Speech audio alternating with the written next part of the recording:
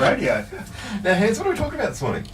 I want to talk about saying sorry. Oh. And what's often the case is that couples are really compatible there. So what it means is that some couples say sorry very quickly. So basically when you say sorry, you're admitting that you're hurting someone. And so you've caused some sort of pain, and you can see that you've caused pain, and you say sorry.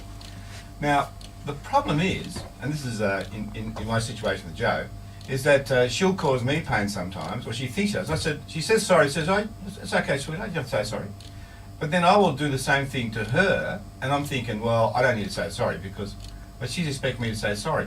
So the way that we feel the level of pain can sometimes be a problem in a relationship. And so for some couples, you know, really, if you hurt me, you need to say sorry. And then sometimes the other person might hurt the other, but that's it. You don't have to say sorry because I don't feel hurt. They think they're hurt.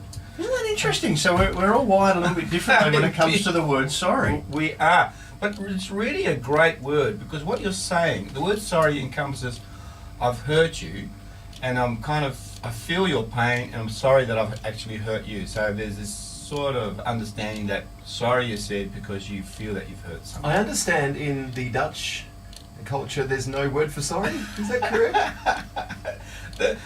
I'm just saying that because I'm married to a Dutch woman. When we mentioned this before on air. Careful, what it is in the Dutch culture, there isn't an easy sorry word as we have in English, and the Dutch have actually taken on the English word sorry. Wow. And so saying sorry over there it just doesn't flow as easy as it does in English culture. Okay, that settles it. That settles it. I must be Dutch. I didn't realise until this morning I was a Dutch man. Well, the good news is, you don't say sorry. If you're not Dutch, you're not much. So now I've become something. I'm a happy boy. Can I ask a question? Because in our family, we and maybe this is completely wrong, and maybe we've got it wrong. But we say if it was an accident, if it was something that we did which we didn't mean to hurt somebody, then we say sorry. But if we do something intentionally, that we know we've done because of our choice, then we say, will you forgive me?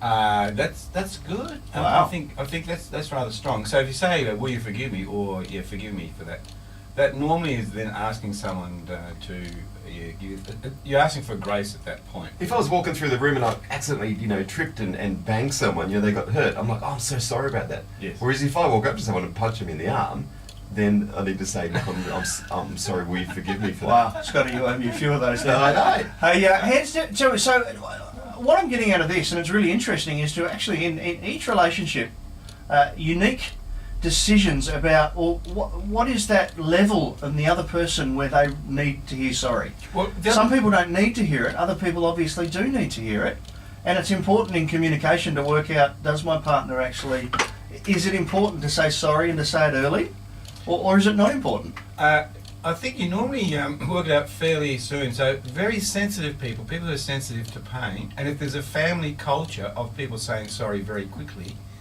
then you would probably need to say sorry fairly quickly.